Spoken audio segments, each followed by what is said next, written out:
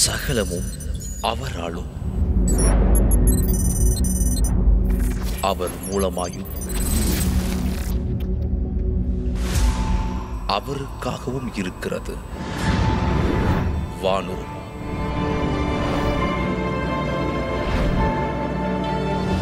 பூதரத்தோர்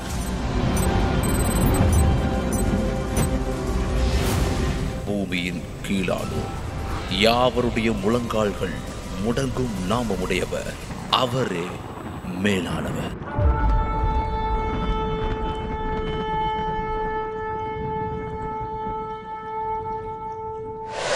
அன்பானவர்களே, இந்த நாளிலும் தேவன் நமக்கு கொடுத்த அவருடைய வார்த்தை ஏசாயா தீர்க்கதரிசியின் புத்தகம் 41ஆம் அதிகாரம் 10ஆம் வசனம். ஏசாயா 41 வசனம் 10. நீ பயப்படாதே, நான் உன்னுடனே இருக்கிறேன். திகையாதே, நான் உன் தேவன். நான் உன்னை பலப்படுத்தி உனக்கு சகாயம் பண்ணுவேன். என் நீதியின் வலக்கரத்தினாலே உன்னை தாங்குவேன். ஆமென். ஸோ இன்றைக்கி ஆண்டவர் நமக்கு கொடுத்திருக்கிற வார்த்தை, என் நீதியின் வலது கரத்தினால் உன்னை தாங்குவேன். என் நீதியின் வலது கரத்தினால் உன்னை தாங்குவேன். இதுதான் இந்த நாளிலே தேவன் நமக்கு கொடுத்திருக்கிற ஒரு வார்த்தை. ஸோ தேவன் அவருடைய கரம், தேவனே நீதியானவர். அவருடைய கரம் நீதி உள்ளது, செம்மையானதை செய்யத்தக்கது, உத்தமமானது, தவறு செய்யாத ஒரு கரம். அவருடைய கரம் அப்படிப்பட்ட கரம். நம்ம கரத்தை பற்றி நம்ம நிறைய பார்த்துருப்போம். பராக்கிரமம் உள்ளது, வல்லமை உள்ள கரம், அது நிறைய நமக்கு தெரியும். ஓங்கிய கரத்தினாலும் நீட்டிய புயத்தினாலும் அவர் நம்மளை அந்த மாதிரி நிறைய பார்த்துருப்போம். இங்கே என்ன சொல்வது? நீதியின் வலது கரம். ஸோ அவளது வலது கரமே என்றைக்குமே அது ஒரு சப்போர்ட்டிவான ஒரு வார்த்தை. வலது கரத்தினால தான் நம்ம எல்லாவற்றையும் செய்வோம், எல்லாரையும் அப்ரிஷியேட் பண்ணுவோம், நம்ம தாங்குவோம். அந்த ஆண்டவரே சொல்கிறார், என் நீதியின் வலது கரத்தினால். ஏன்னா நீதியானவர் அவர் தான். அவருடைய கரம் நீதி உள்ளது, அதில் எந்த ஒரு தவறும் கிடையாது. சரியானது, செம்மையானது, நேர்த்தியானது, உண்மையானது, அப்ரைட்னஸ், அந்த அளவுக்கு அது உண்மையானது, உத்தமமானது, உத்தமமான ஒரு கரம். அந்த மாதிரி செயலை செய்யக்கூடிய ஒரு கரம் தான் அந்த நீதியின் கரம். அந்த நீதியின் கரத்தினால் நம்மை அவர் தாங்குவார். இங்கே என்ன போட்டிருக்கு? திரும்ப வாசிக்கலாம். என் நீதியின் வலது கரத்தினால் உன்னை தாங்குவேன். ஸோ இன்றைக்கி ஆண்டவர் உங்களுக்கும் எனக்கும் அதிசயம் டிவிக்கும் நமக்கு கொடுத்துருக்கிற வார்த்தை, என் நீதியின் வலது கரத்தினால் உன்னை தாங்குவேன். ஒருவேளை உங்களுக்கு பயப்படுத்துகிற மாதிரி ஏதோ ஒரு ரிப்போர்ட் வருதோ, செய்திகள் வருதோ, சூழ்நிலை மாறுதோ, நம்ம என்ன செய்யக்கூடாது? பயப்படக்கூடாது. வரலாம், அது எதுவும் நடக்கலாம். நம்ம வலது பக்கம் 1000 பேர் விழலாம், இடது பக்கம் 10,000 பேர் விழலாம், ஆனால் நமக்கு எதுவும் நடக்காது. ஆமென், ஹல்லேலூயா. ஏன்னா நம்மளை தாங்குகிறது தேவனுடைய வலது கரம். நம்முடைய வலது கரத்தை பிடித்து அவருடைய வலது கரத்தினாலே நம்மை தாங்குகிற ஒரு நல்ல தேவன் நம்முடைய தேவன். அதனால் என்ன தான் நம்மளை சுற்றி நடந்தாலும், பூகம்பமே நடந்தாலும், சுனாமியே வந்தாலும், அது எதுவும் நம்மளை எதுவும் செய்ய முடியாது. ஹல்லேலூயா. ஸோ நம்ம பயப்பட வேண்டாம் அப்படின்னு தான் ஆண்டவர் சொல்கிறார். ஆண்டவர் பயப்படாதான்னு சொன்ன பிறகு நம்ம ஏன் பயப்படணும்? ஸோ நம்ம பயப்பட வேண்டாம். ஏன்னா அவர் நம்முடைய வலது கரத்தை தம்முடைய வலது கரத்தினால் நம்மை தாங்குகிறார். நம்முடைய கையை பிடித்து அவர் சொல்லுகிறார், பயப்படாதே. ஹல்லேலூயா. ஸோ இன்னுமே நீங்கள் பயப்பட வேண்டாம். எதை குறித்தோ நீங்கள் பயந்துட்டுருக்கீங்களா? எந்த ஒரு விஷயமா இருந்தாலும் சரி, எவ்வளோ பெரிய விஷயமா இருந்தாலும் சரி, நீங்கள் பயப்படுற அந்த பயம் அதை ஒதுக்கி வச்சுருங்க. இனிமேல் பயப்பட வேண்டாம். ஆண்டவர் சொல்லிட்டார். ஆண்டவர் பயப்படாதுன்னு சொன்ன பிறகு நம்ம பயந்துட்டு இருந்தால் அது முட்டாள்தனம். இனிமேல் அதை நம்ம செய்யக்கூடாது. பயப்பட வேண்டாம். ஆண்டவர் பொறுப்படுத்திக்கிறார். ஸோ ஏன்னா அவருடைய கரத்தினால் நம்ம தாங்க போகிறார். எதுவும் நம்மளை எதுவும் செய்ய முடியாது, எதுவும் பண்ண முடியாது. நமக்கு விரோதமாக எதுவும் என்ன ஆயுதங்கள் உருவாக்கப்பட்டாலும் அது வாய்க்காமல் போயிடும். ஏன்னா ஆண்டவர் தம்முடைய வலது கரத்தினால் தம்மை தாங்குகிறார். பயப்படாதேன்னு அவர் சொல்லிட்டார். இனிமேல் நீங்கள் பயப்பட வேண்டாம். முதலாவது, நம்முடைய தேவன் தம்முடைய நீதியின் வலது கரத்தினால் நம்மை தாங்குவதனால் நம்ம என்ன செய்யக்கூடாது? பயப்படக்கூடாது. ஆமென். இன்னும் நீங்கள் பயப்பட வேண்டாம், பயப்பட வேண்டாம், பயப்பட வேண்டாம். அவ்வளோதான். அப்படிப்பட்ட செய்தியில் வரலாம், நீங்கள் பயப்பட வேண்டாம். இரண்டாவதாக நம்ம பார்ப்போம்னா, அதே வசனத்தில் என்ன சொல்கிறாரு? திகையாதே, நான் உன் தேவன். நான் உன்னை பலப்படுத்தி உனக்கு சகாயம் பண்ணுவேன். ஆண்டவர் தம்முடைய வலது கரத்தினால் நம்மை தாங்குவதனால அவர் நமக்கு சகாயம் பண்ணுகிறார். நம்மை பலப்படுத்தி சகாயம் பண்ணுகிறார். அல்லேலூயா. ஸோ நம்ம பலப்படுத்துகிறார், நமக்கு சகாயம்னா உதவி செய்கிறார். 13ஆம் வசனத்தில் நம்ம அதை பார்க்குறோம். உன் தேவனாக இருக்கிற கர்த்தராகிய நான் உன் வலது கையை பிடித்து பயப்படாதே, நான் உனக்கு துணை நிற்கிறேன். நான் உனக்கு சகாயம் பண்ணுகிறேன். ஸோ அவர் நம்ம கையை பிடித்து நம்மை தாங்குவதனால, கரங்களை பிடித்து நடத்துவதன் மூலம் நமக்கு என்ன செய்கிறார்? ஒரு உதவி செய்கிறார். நமக்கு உதவி தேவைப்படுகிற நேரத்தில் அவர் உதவி செய்கிறார். ஸோ இந்த உலகத்தில் நம்ம வந்து சில விஷயங்களை தனியாக செய்ய முடியாது. நமக்கு உதவிகள் தேவைப்படும். மற்றவர்களை நம்ம நாட வேண்டியிருக்கோம். மற்றவருடைய ஒத்தாசை நமக்கு தேவைப்படும். உங்கள் ஆண்டவர் என்ன சொல்ல, நான் உனக்கு சகாயம் பண்ணுவேன், உனக்கு துணை நிற்கிறேன். ஸோ துணை நின்று சகாயம் பண்ணி நமக்கு உதவுகிற ஒரு நல்ல தேவன் நமக்கு இருக்கிறார். ஹல்லேலூயா. அவர் நம்முடைய வலது கையை பிடித்திருக்கிறார், தம்முடைய வலது கையினால் நம்மை தாங்குகிறார். அதனால் அவர் நமக்கு சகாயம் பண்ணுகிற ஒரு தேவன், நமக்கு துணை நிற்கிற ஒரு தேவன், அதாவது நமக்கு உதவி செய்கிற ஒரு தேவன். நம்மை பலப்படுத்துகிறார், நமக்கு உதவி செய்கிறார். ஹல்லேலூயா. ஆண்டவர் வந்து நமக்கு உதவி செய்யும்போது நம்ம எதை குறித்தும் நம்ம பயப்பட வேண்டாம். நமக்கு உதவி செய்கிற ஒரு தேவனாக அவர் நமக்கு வந்து நிற்கிறார். ஸோ சில நேரம் நம்ம கலங்கிப்பே இருப்போம். யாராவது வந்து உதவி செய்ய மாட்டாங்களா? மனிதர்களுடைய உதவி விருதா. ஆனால் கடவுளே சொல்கிறார், நான் வந்து உனக்கு ஒத்தாசை செய்கிறேன்ப்பா, நான் உனக்கு சகாயம் பண்ணுகிறேன். சகாயம்னா உதவி செய்கிறேன், நான் உனக்கு துணை நிற்கிறேன். ஆண்டவர் நம்ம கூட நின்னா நம்ம எதுக்கு பயப்படணும்? போதும், அது போதும். வேறு எதுவுமே இந்த உலகத்தில் நமக்கு வேண்டாம். ஸோ ஆண்டவர் நமக்கு துணை நிற்கிறார், நமக்கு சகாயம் பண்ணுகிறார். ஏனென்றால் அவர் தம்முடைய வலது கரத்தினால் நம்மை தாங்குகிறார். ஏன் தாங்குகிறார்னா, ஒரு பிரச்சனை வருது, நம்ம பயப்படாண்டா, நான் உனக்கு சகாயம் பண்ணுறேன், உனக்கு துணை நிற்கிறேன், நீ பயப்படாத, உன்னை தூக்கி நான் தாங்கிக்கிறேன் அப்படின்னு ஆண்டவர் சொல்கிறார். ஏன்னா அப்படிப்பட்ட ஒரு காலகட்டத்துக்குள்ளாக நம்ம போக வேண்டிய சூழ்நிலை வரலாம். ஆனால் நம்ம எதை குறித்தும் பயப்பட வேண்டாம். இஸ்ரவேலர்களுக்கு பிரச்சனைக்கு மேலே பிரச்சனை, அடி மேலே இடி விழுந்த மாதிரி விழுந்துகிட்டே இருந்துச்சு. 2 பக்கமும் பிரச்சனை இருந்துச்சு. ஸோ அவங்க பயப்படுற மாதிரி சூழ்நிலை. இங்கே சாகிறதுக்கு அங்கே செத்துருக்கலாம், சாகிற மாதிரி ஒரு பிரச்சனை. ஆனாலும் என்ன பண்ணாங்க? செத்தாங்களா? இல்லை. ஆண்டவர் அவங்களை வழிநடத்தி கொண்டு வந்தார், அற்புதம் செய்தார், அதிசயம் செய்தார். ஸோ நம்மகிட்ட இன்றைக்கி முதலே சொல்லிட்டார். அங்கே அவங்களுக்கு எதுவுமே தெரியாது, அதுக்கப்புறம் தான் சொல்லப்பட்டுச்சு. ஆனால் இப்போ நம்ம முதல்ல நமக்கு சொல்கிறாரு, நான் என்னுடைய நீதியின் வலது கரத்தினால் உங்களை தாங்குகிறேன். அவர் நம்மளை தாங்குகிறார் என்றால் நம்ம அதில் வந்து we are not go through that trials. அவர் நம்மளை தாங்கி நடத்தி கொண்டு போயிடுவார். நம்ம எல்லாருக்கும் நன்றாக தெரிந்த ஒரு உவமை, ஒரு ஊழியக்காரர். அவர் ரொம்ப அதிகமாக தேவனோடு பக்தி உள்ளவர், ஆண்டவரோடு ஐக்கியம் உள்ளவர். ஸோ ஆண்டவரை நேசிப்பவர். ஆண்டவரும் அவரை நேசித்தார். ஒரு முறை ஆண்டவர் ஆவிக்குள்ளாக அவரை எடுத்துக்கொண்டு அவரை பற்றி அவர் காட்டிட்டு வர்றார். நீ எப்படி வந்த அப்படின்னு அவர் கடந்து வந்த பாதையெல்லாம் காட்டும்பொழுது ஒரு காலகட்டத்தில் அவர் ரொம்ப பிரச்சனைக்குள்ளாக போயிட்டிருந்தார்.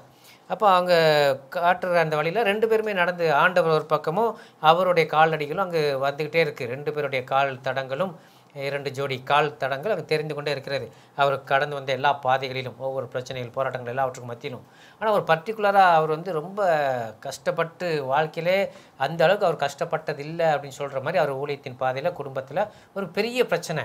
அந்த காலகட்டம் வர்றவன் போது பார்த்தா ஒரு ஜோடி கால் தான் அங்கே தெரிந்திருக்கு. ஒன்று அவர் கேட்டாராம் ஆண்டவர்கிட்ட, என்ன ஆண்டவர் இவ்வளோ நாள் என் கூட வந்துட்டீங்க, இந்த டைமில் முக்கியமான பிரச்சனை டைமில் என்னை தனியாக நடக்க விட்டுட்டிங்களே அப்படின்னாராம். அப்போ ஆண்டவர் சொன்னாராம், நல்லா பாரு, அது உன் கால் தடம் இல்லை, அது என்னுடைய கால் தடம், நான் உன்னை கரங்களில் ஏந்தி கொண்டேன்.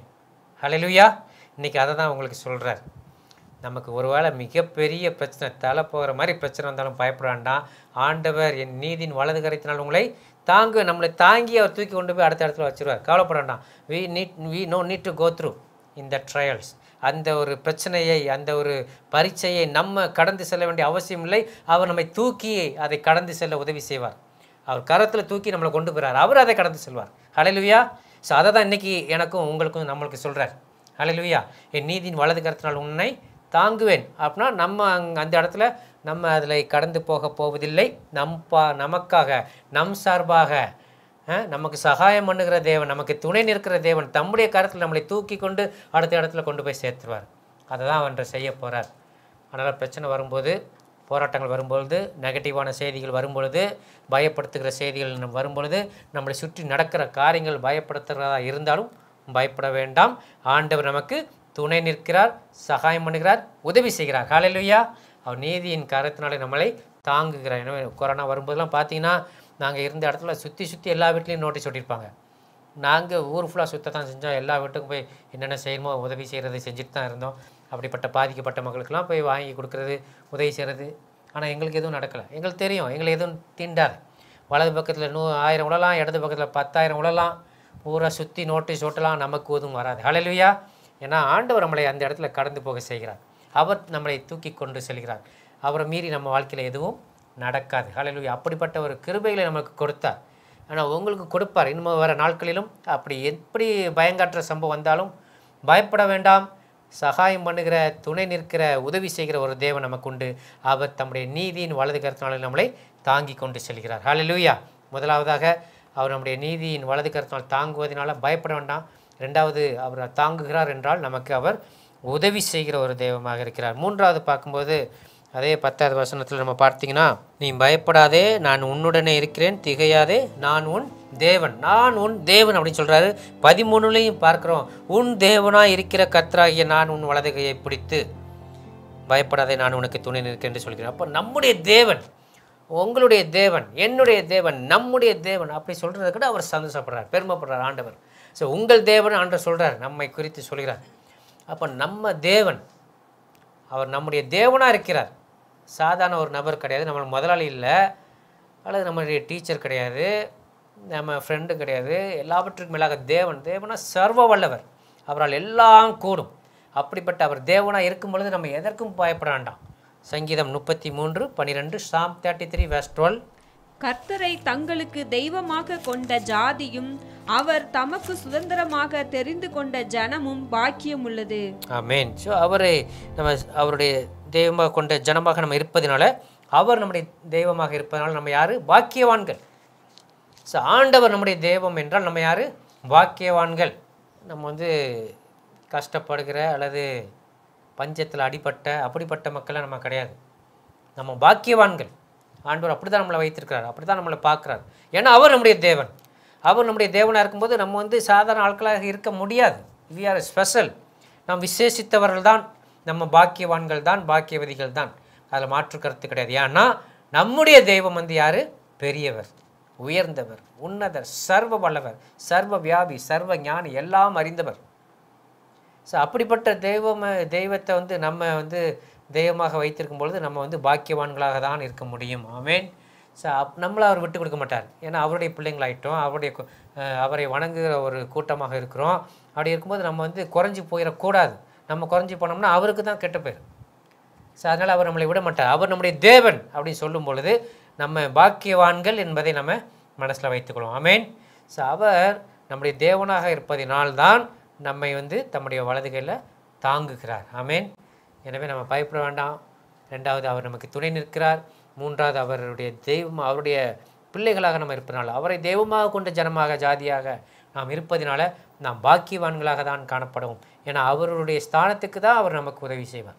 நம்முடைய தேவனை வணங்குகிற நாம் வி ஆர் ஸ்பெஷல். நம்ம ஒரு சிறப்பானவர்கள், பாக்கியவான்கள். எனவே நம்ம எதற்கும் பயப்பட வேண்டாம். ஆண்டவர் நம்மோடு கூட இருக்கிறார். நம்முடைய தெய்வம், அவருடைய பிள்ளை நம்ம, அவருடைய ஜனங்கள் நம்ம. அதனால் நம்ம பாக்கியவான்களாக இருப்பதனால் நம்ம பயப்பட வேண்டாம். அவர் தம்முடைய கரங்களிலே நம்மை ஏந்தி கொண்டு பார். வேறு எந்த தெய்வம் அப்படி சொல்லிட்டு இருக்காங்களா? கரத்தில் ஏந்தி, எல்லா கரத்துலையும் வேறு மாதிரி ஆயுதங்கள் தான் இருக்குது. நம்முடைய தேவன் தம்முடைய தழும்பு தான் அவருடைய கரத்தில் வச்சுருக்கிறார். அதில் நம்மளை தூக்கி கொண்டு செல்கிறார். ஸோ அப்படிப்பட்ட ஒரு தெய்வம் தான் நம்ம வணங்குகிறோம். எனவே அவர் நம்முடைய தெய்வம் நம்மளை தம்முடைய கரத்தில் தூக்கி ஆபத்துக்கும் பிரச்சனைக்கும் போராட்டத்துக்கும் நம்மளை தப்புவிக்கிறவராக காணப்படுகிறார். இன்றைக்கி அவர் சொல்லியிருக்கிற வார்த்தை தான், என் நீதியின் வலது கரத்தினால் உன்னை தாங்குவேன். எனவே நம்ம பயப்பட வேண்டாம். அவர் நமக்கு சகாயம் பண்ணி துணை நின்று உதவி செய்கிறார். ரெண்டாவது, அவர் நமக்கு தேவனாக இருப்பதனால நம்ம பாக்கியவான்களாக தான் நம்மை வைப்பார். அடுத்தபடியாக நம்ம இன்னொரு ஸ்பீடாக போகிறேன். 14ஆம் வசனம் வாசிக்கலாமே. யாக்கோபு என்னும் பூச்சியே, இஸ்ரவேலின் சிறு கூட்டமே, பயப்படாதே, நான் உனக்கு துணை நிற்கிறேன் என்று கர்த்தரும் இஸ்ரவேலின் பரிசுத்தருமாகிய உன் மீட்பர் உரைக்கிறார். திரும்பவும் ஆண்டவர் சொல்றார், பயப்படாதே. யார்கிட்ட சொல்றார்? யாக்கோபு என்னும் பூச்சியே, இஸ்ரவேலின் சிறு கூட்டமே. இன்னைக்கு நம்முடைய தேசத்தில் நம்ம சிறு கூட்டமாக இருக்கலாம், ஒரு பூச்சி மாதிரி இருக்கலாம், நம்மளை அப்படி நினச்சிட்டு கூட இருக்கலாம். மக்கள் ஆளுகிறவர்களோ அதிகாரத்தில் இருப்பவர்களோ மைனாரிட்டி மெஜாரிட்டி பீப்புளோ அப்படி நினச்சிட்டு இருக்கலாம். நம்மளாம் மைனாரிட்டி, கொஞ்சம் சதவீதம் இருக்காங்க, சிறு கூட்டம், பூச்சி புழுன்னு அவங்க சொல்லலாம். ஆனால் ஆண்டவர் என்ன சொல்கிறாரு? பயப்படாதே, நான் உனக்கு துணை நிற்கிறேன் என்று கர்த்தரும் இஸ்ரவேலின் பரிசுத்தருமாகிய உன் மீட்பர் உரைக்கிறார். மறுபடியும் மறுபடியும் மறுபடியும் ஆண்டவர் பயப்படாதே பயப்படாதே பயப்படாதேன்னு சொல்கிறார். ஏன்னா அவருடைய வலது கரத்தில் நம்மளை தாங்குகிறார். அப்படிப்பட்ட ஒரு தெய்வமை நம்ம வணங்குகிறோம். ஸோ நம்ம பூச்சி தான், சிறு கூட்டம் தான், ஆனாலும் என்ன செய்ய வேண்டாம், பயப்பட வேண்டாம். நமக்கு விரோதமாக எவ்வளோ பெருசு வந்தாலும் நம்ம பயப்பட வேண்டாம். ஏன்னா ஆண்டவர் நம்மளோட கூட இருக்கிறார். நான் உனக்கு துணை நிற்கிறேன் என்று யார் சொல்கிறார்? இஸ்ரவேலின் பரிசுத்தருமாகிய உன் மீட்பர் சொல்கிறார். நம்முடைய மீட்பர், நம்மளை ரட்சித்தவர், நம்மை பாதுகாத்தவர். பயப்பட வேண்டாம். ஏனென்றால் தம்முடைய நீதியின் வலது கருத்தினால் தேவன் நம்மை தாங்குகிறார். அவர் நமக்கு துணை நிற்கிறார். அதுவே நமக்கு போதும். வேறு எதை குறித்து நம்ம கவலைப்பட வேண்டாம். பயப்படப்படுத்தக்கூடிய செய்திகள், சம்பவங்கள் நடக்கும். ஆனால் நம்ம பயப்படக்கூடாது. முன்னதாகவே ஆண்டவர் பேசிகிட்டு இருக்கிறார். அதனால் நம்ம அப்படிப்பட்ட இதை எதிர்பார்த்துட்டு இருந்துருவோம். பிரச்சனை வரதை எதிர்பார்ப்போம். எதிர்பார்த்தா நம்ம பயப்பட மாட்டோம். எதிர்பாராமல் ஒன்று நடந்தால் தான் அது நம்மளை தாக்கும். Accident. What is accident? Accident அப்படின்னா எதிர்பாராமல் நடக்கிற விஷயந்தான்.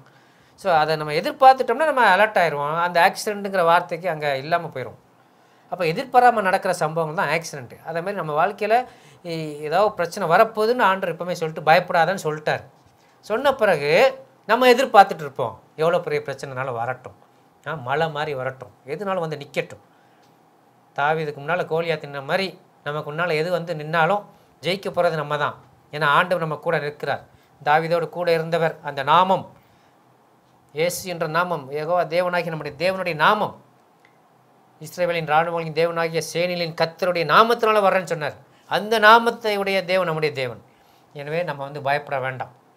ஸோ அவர் நம்ம இங்கே சிறு கூட்டம் தான் நம்ம, ஆனால் நம்ம பயப்பட வேண்டாம் என்று ஆண்டவர் சொல்கிறார். பயப்படாதே, நான் உனக்கு துணை நிற்கிறேன் என்று இஸ்ரவேலின் கர்த்தரும் இஸ்ரவேலின் பரிசுத்தருமாகி உன் மீட்பர் சொல்கிறார். எனவே நம்ம பயப்பட வேண்டாம். அடுத்தபடியாக சொல்கிறாரு, 15ஆம் வசனம் வாசிக்கலாம். இதோ போர் அடிக்கிறதற்கு நான் உன்னை புதிதும் கூர்மையுமான பற்களுள்ள எந்திரமாக்குகிறேன். நீ மலைகளை மிதித்து நொறுக்கி குன்றுகளை பதருக்கு ஒப்பாக்கி விடுவாய். அவைகளை தூற்றுவாய். அப்பொழுது காற்று அவைகளை கொண்டு போய் சுழல் காற்று அவைகளை பறக்கடிக்கும். நீயோ கர்த்தருக்குள்ளே களி கூர்ந்து இஸ்ரவேலின் பரிசுத்தருக்குள்ளே மேன்மை பாராட்டி கொண்டிருப்பாய். ஆமேன், ஆமேன், ஆமேன் சொல்லுங்க. ஆமேன். இதுதான் நடக்க போகுது. நம்ம சிறு கூட்டம்தான், பூச்சி தான். ஆனால் ஆண்டவர் சொல்கிறாரு, போர் அடிக்கிறதுக்கு உன்னை புதிதும் கூர்மையுமான பற்கள் உள்ள எந்திரமாக்குகிறேன். நல்லா நம்ம இப்போ இந்த வயல்லாம் அறுவடை நடக்கலாம் பார்த்துருப்பீங்க. அதை கட்டிங் மிஷின் எல்லாமே பார்த்துருப்போம், லேத்துலலாம். ஸோ அப்படிப்பட்ட கூர்மையான ஒரு எந்திரமாக மாற்றுறார்.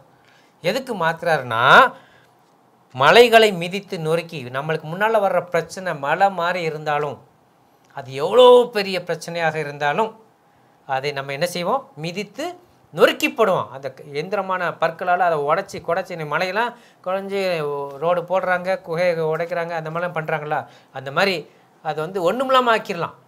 அப்படிப்பட்ட மிஷினாக நம்மளே தேவன் மாற்றப் போகிறார். நம்ம மலைகளை மிதித்து நொறுக்கிப்படுவோம். நம்ம அப்படிப்பட்ட அதை நொறுக்குகிற சக்தியை தேவன் நமக்கு கொடுப்பார். மலை போன்ற பிரச்சனைகள் எனக்கு உங்களுக்கு முன்னால் வரலாம், அதெல்லாம் நொறுங்கி போகும். ஆமேன். ஸோ அதை தான் ஆண்டவர் சொல்கிறார். நீங்கள் யாக்கோபு என்னும் சிறு பூச்சியே, இஸ்ரவேலின் சிறு கூட்டமே, பயப்படாதே, நான் உனக்கு துணை நிற்கிறேன். ஸோ உன்னை போர் அடிக்கிறதுக்கு புதிதும் கூர்மையுமான இயந்திரமுள்ள பற்கராக்குகிறேன். ஏன்னா நீ மலைகளை மிதித்து நொறுக்கி குன்றுகளை பதற்கோற்றவாய். பதர்னா என்னது? தூசி, அந்த வைக்கல் மாதிரி, அந்த மாதிரி ஐட்டம், அதெல்லாம் காற்று அடித்தா பறந்துடும். அடுத்த வசனத்தில் பார்க்குறோம், அவைகளை தூற்றுவாய். அப்பொழுது காற்று அவைகளை கொண்டு போய் சுழல் காற்று அவளை பறக்கடிக்க, அது இருந்த இடம் இல்லாமல் போயிடும். இந்த குன்றுகளாக இருக்கட்டும், மலைகளாக இருக்கட்டும், அப்படிப்பட்ட பிரச்சனைகள் வந்தாலும், எவ்வளோ பெரிய பிரச்சனைகள் வந்தாலும் அதை நம்ம மிதித்து நொறுக்கி போடுவோம். அது தூசியா சாம்பலா அது காற்றுல பறந்து இருக்கிற இடம் தெரியாமல் போயிடும். அப்புறம் சமவெளியாக மாறிடும். ஆமேன். ஸோ அதை தான் ஆண்டவர் இன்னைக்கு நமக்கு சொல்கிறார்.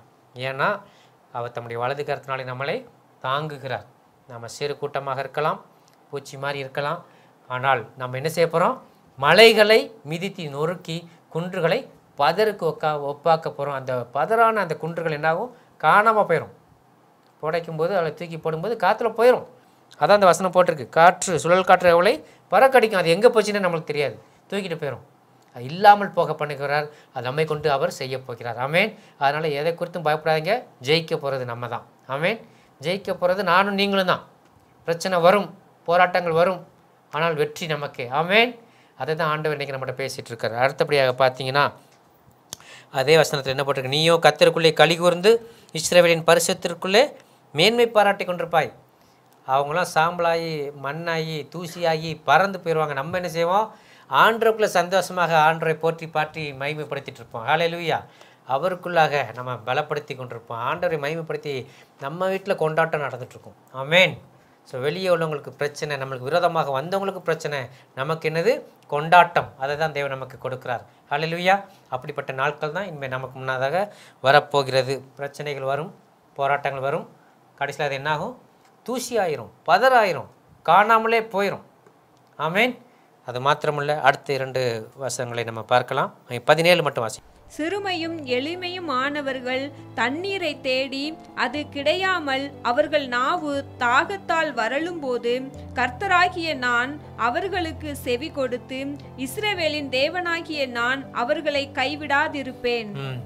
ஆண்டவர் நம்மளை காண்கிற ஒரு தேவன் என்பதை இந்த இடத்துல நம்ம பார்க்கணும். சிறுமையும் எளிமையும் ஆனவர்கள் தண்ணீரை தேடி அது கிடையாமல் அவர்கள் நாவு தாகத்தால் வரலும்போது, அதாவது சிறுமைப்படுத்தப்பட்ட, எளிமைப்படுத்தப்பட்ட, இந்த சமுதாயத்தில் மைனாரிட்டின்னு சொல்லப்பட்டு ஒதுக்கப்படுகிற அல்லது த்ரிட்டன் பண்ணப்படுகிற நம்ம சில நேரம் இந்த மாதிரி பிரச்சனைக்குள்ளாக அங்கே அது தண்ணீர் என்று போடப்பட்டிருக்கு. ஏதாவது பிரச்சனை தேவையை நமக்கு முடியலை, நம்மளால் தாக்கு பிடிக்க முடியலை, அவ்விதமான பிரச்சனைகள் வரும் பொழுது, நாக்கு வறண்டு போகும்போது, நாக்கு தள்ளிச்சுமாங்களோ அந்த மாதிரி பிரச்சனை வருது, முடியலை, நம்மளால் எதுக்கு மேலே சமாளிக்க முடியலை, அப்படிப்பட்ட பிரச்சனைகள் வருதா? அந்த நேரத்தில் ஆண்டவர் என்ன செய்கிறார்?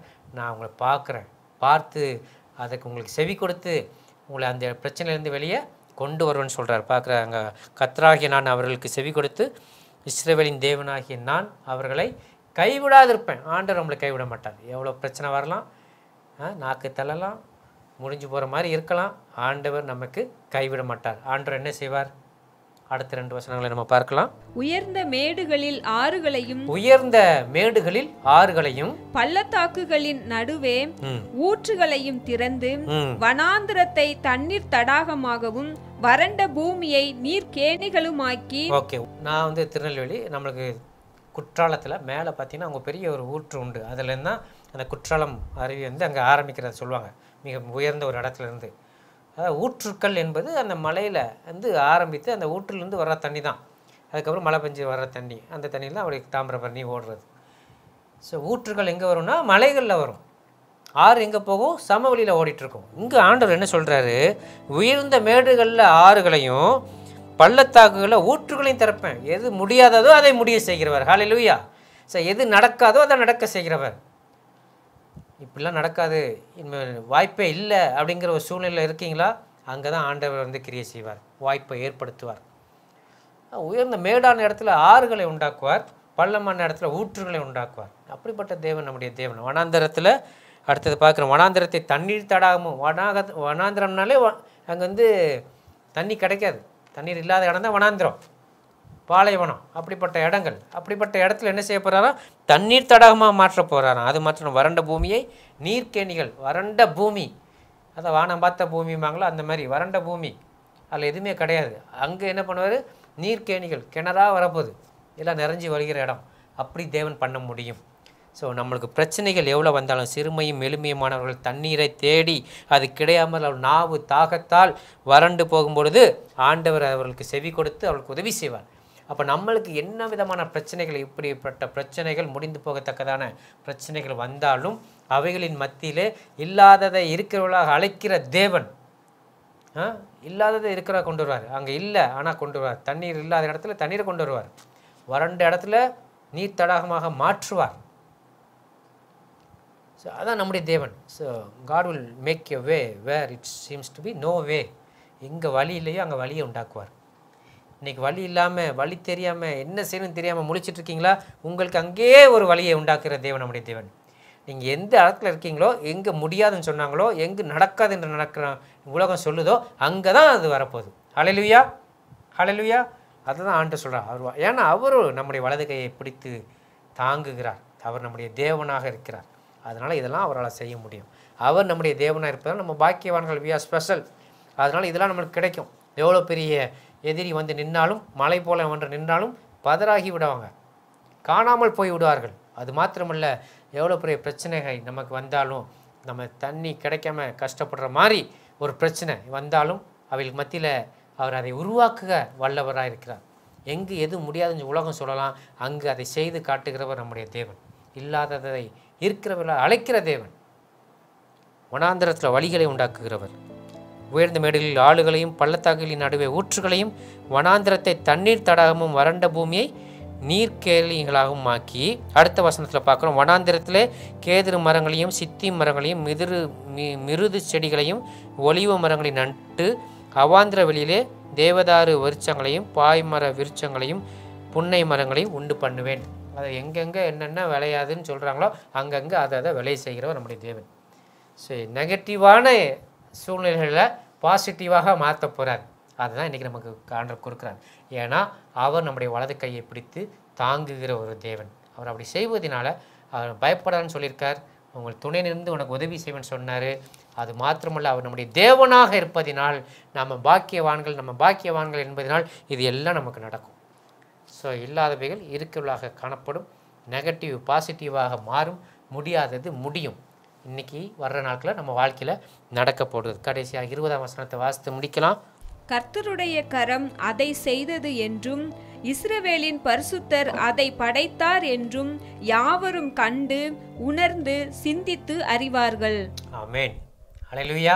கர்த்தருடைய கரம் அதை செய்தது என்றும் இஸ்ரவேலின் பரிசுத்தர் அதை படைத்தார் என்றும் யாவரும் கண்டு உணர்ந்து சிந்தித்து அறிவார்கள். முதல்ல நம்மளுக்கு ஆண்டவர் சொன்ன வார்த்தை 10ஆம் வசனத்தில், என் நீதியின் வலது கரத்தினால் உன்னை தாங்குவேன். கடைசியாக 20ஆவது வசனத்தில் பார்க்குறோம், கர்த்தருடைய கரம் அதை செய்தது என்று எல்லாரும் காணத்தக்கதாக ஒரு பெரிய காரியத்தை தேவன் செய்வார். எல்லாரும் பார்த்து ஆச்சரியப்படுவாங்க, புரிந்து கொள்வாங்க, அறிந்து கொள்வாங்க, இவங்க தெய்வம் யார், நாம் வணங்குற தேவன் இன்னார் என்று நம்ம தெரியுதோ இல்லையோ அடுத்தவங்களுக்கு தெரிஞ்சு போயிடும். அந்தளவுக்கு ஆண்டவர் செய்ய போகிறார். இஸ்ரேல் ஜனங்களுக்கு நிறைய நேரத்தில் அவங்க தெய்வம் யார், அவர் எப்படிப்பட்டவர், வல்லமை என்னன்னு தெரிந்தாலும் புத்தி கெட்டவர்களாக தான் இருந்தாங்க, தெரியாமல் தான் இருந்தாங்க. ஆண்டவர் பலவிதமான அற்புதங்களை அவங்களை அனுதின வாழ்க்கையில் பெற்றுக்கொண்டிருந்தார்கள். இதெல்லாம் சுற்றி இருக்கிறவங்க பார்த்து அறிந்து கொண்டார்கள். ஸோ இவங்களை குறித்தான ஒரு கலக்கம் மற்ற நாட்டு மக்களுக்கு இருந்துச்சு. சுற்றி வாழ்கிற மக்களுக்கு, இவங்களுக்கு அவங்க தேவனை பற்றி தெரியுதோ தெரியலையோ, சுற்றி உள்ள எல்லா மக்களும் அவங்களுடைய தேவன் ஒருத்தர் இருக்கிறாரு, அவங்கள இப்படிலாம் அவங்கள காப்பாற்றிட்டு வராரு, அவங்கள கண்டாலே ஒரு மாதிரி இருக்குது, நமக்கு பயமாக இருக்குது, அவங்க இந்த பக்கம் வராமல் டச் பண்ணாமல் சைடில் போயிட்டால் நல்லது, அந்த மாதிரி அவங்க யோசிக்கிற அளவுக்கு இஸ்ரவேலருடைய தேவனை குறித்து மற்ற மக்கள் அறிந்திருந்தாங்க. ஸோ நம்முடைய வாழ்க்கையில் தேவன் செய்ய போகிற அதிசயமும் அற்புதமும் இயற்கைக்கு அப்பாற்பட்ட காரியங்களும் இல்லாததை இருக்கிறவர்களை அழைக்கிறதும் நமக்காக தேவன் செய்ய போகிற காரியங்கள் நெகட்டிவாக பாசிட்டிவாக மாற்றுறது, முடியாததை முடிய செய்கிறது, இதெல்லாம் ஆண்டவர் நமக்காக செய்ய போகிறார். இதை வைத்து சுற்றியுள்ள எல்லாரும் அறிந்து கொள்வாங்க, இவங்க வணங்குற தெய்வம் தான் யார், உண்மையான தெய்வம் என்று. அது இனிமேல் நம்முடைய வாழ்க்கையில் உங்களுடைய வாழ்க்கையில் நடக்க போகுது. ஆமென். ஹல்லேலூயா. அதை தான் ஆண்டவர் இன்றைக்கி நமக்கு சொல்லியிருக்கிறார். அதன்படி அவர் உங்களை ஆசீர்வதிப்பார். கர்த்தருடைய நாமம் மகிமைப்படட்டும். நாம் ஜெபிக்கலாம். எங்கள் மீது அன்புள்ள பரிசுத்த பிதாவே, இந்த நாளிலும் நீர் எங்களோடு பேசி நம்முடைய வார்த்தைகளுக்காக நமக்கு நன்றி செலுத்துகிறோம். ஆண்டவரே, நீதியின் வலது கரத்தினால் உன்னை தாங்குவேன் என்று சொன்ன நம்முடைய வார்த்தைக்காக நன்றி அப்பா. பயப்படாதே, நான் உனக்கு துணை நிற்கிறேன், நான் உனக்கு சகாயம் செய்வேன், உனக்கு உதவி செய்வேன் என்று சொன்ன தேவன் எங்கள் தேவனாக நீர் இருப்பதினால் எங்களுக்காக நீர் எதையும் செய்வீர் என்பதை சொல்லியிருக்கிறீர். அதற்காக நன்றி செலுத்துகிறோம். எவ்வளோ பெரிய பிரச்சனைகள், போராட்டங்கள் எங்களை சுற்றி எங்களுக்கு விரோதமாக நடந்தாலும் அவைகள் எல்லாவற்றின் மற்றிலும் நீர் இன்றைக்கு எங்களுக்கு வரும் நாட்களிலே வெற்றியை கொடுப்பீர் என்பதற்காக நமக்கு நன்றி செலுத்துகிறோம். இப்போதும் எங்களோடு கூட தொலைக்காட்சியிலும் டிஜிட்டல் மீடியாவிலும் பார்த்து ஜெபித்து கொண்டிருக்கிற ஒவ்வொருவருக்கும் நீர் இந்த வார்த்தை கொடுப்பதற்காக நன்றி. ஆண்டவரே, மலை போன்ற பிரச்சனைகள், குன்றுகள் போன்ற பிரச்சனைகள் வந்தாலும் அதெல்லாம் சமமாக்கி விடுவீர். அந்தளவுக்கு எங்களுக்கு பலத்தை கொடுக்கிற ஒரு தேவன். அது மாத்திரமல்ல, முடியாததை முடிய செய்கிற ஒரு தேவன் என்பதையும், இல்லாதவர்களை இருக்கிறவர்களை அழைக்கிறவரையும், ஆண்டவரே வனாந்தரத்தில் ஆண்டவரே நீர் தடாகத்தான் மாற்றுகிறவர், அப்படிலாம் எங்களுக்கு கொடுத்துற அந்த வார்த்தைக்காக நன்றி அப்பா. உங்களுடைய கரம் இதை செய்தது என்பதை எல்லா ஜனங்களும் காண போகிறாங்க. எங்களை சுற்றி வாழ்கிற மக்கள் எங்கள் தெய்வம் யார் என்று காண போகிறாங்க. அதற்காக நமக்கு நன்றி செலுத்துகிறோம். ஆண்டவரே, நீர் எங்களோடு கூட இருப்பதனால் நான் விசேஷித்தவர்கள். நமக்கு நன்றி அப்பா, நன்றி நன்றி.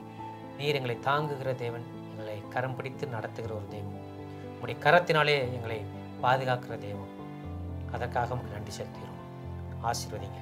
துதி கனமகிமை உம்மைக்கே செலுத்துகிறோம். இயேசு நாமத்தினால் ஜெபிக்கிறோம் பிதாவே. ஆமேன், ஆமேன்.